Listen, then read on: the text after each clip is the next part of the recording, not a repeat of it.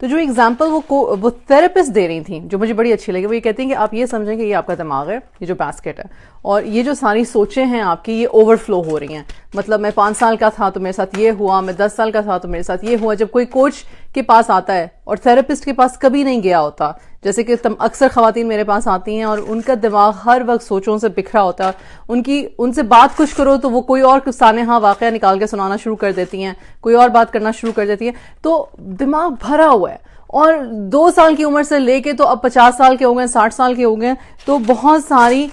Negative یا بہت سارے واقعات سے یا بہت ساری چیزوں سے انسان کا دماغ، اس کے ایموشنز اوور فلو کر رہے ہیں. جب آپ کسی کوچ کے پاس جاتے ہیں اور آپ بہت سارے ایموشنز کے ساتھ اوور فلو کر رہے ہوتے ہیں، کوچ کی ٹریننگ یہ نہیں ہوتی کہ وہ آپ کے ان تمام ایموشنز کو ریزالو کرے،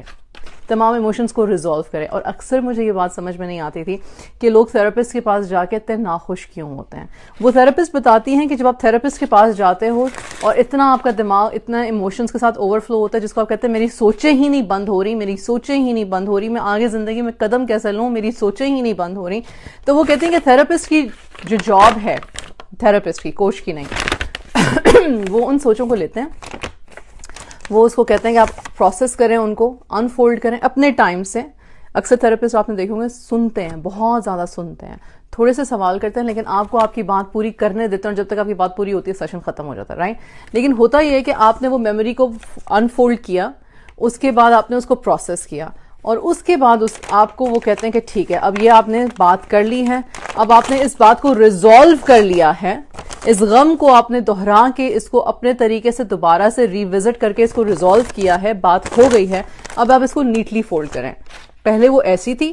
اب وہ ایسی ہیں، ٹھیک. اور اس کے بعد وہ میموری جو ہے وہ دوبارہ آپ ہی کے دماغ میں، ظاہر سی بات ہے وہ آپ کی حقیقت ہے، آپ کی سچائی ہے، آپ کا غم ہے، آپ کا دکھ ہے، آپ کے ساتھ یہ ہوا تھا. لیکن جب آپ نے اس کو ریوزٹ کر لیا، جب آپ نے اس کے بارے میں بات کر لی، جب آپ کو یہ دھڑاس مل گئی کہ ٹھیک ہے اب یہ ہو چکا ہے، یہ پاسٹ کا تھا، میں نے اسے ریوزٹ کیا، اب یہ مجھے اینکشس نہیں کر رہا، اب یہ مجھے ڈرا نہیں رہا، اب یہ مجھے خوف و خطر سے نکال چکا ہے، تو آپ اس کو واپس اپنی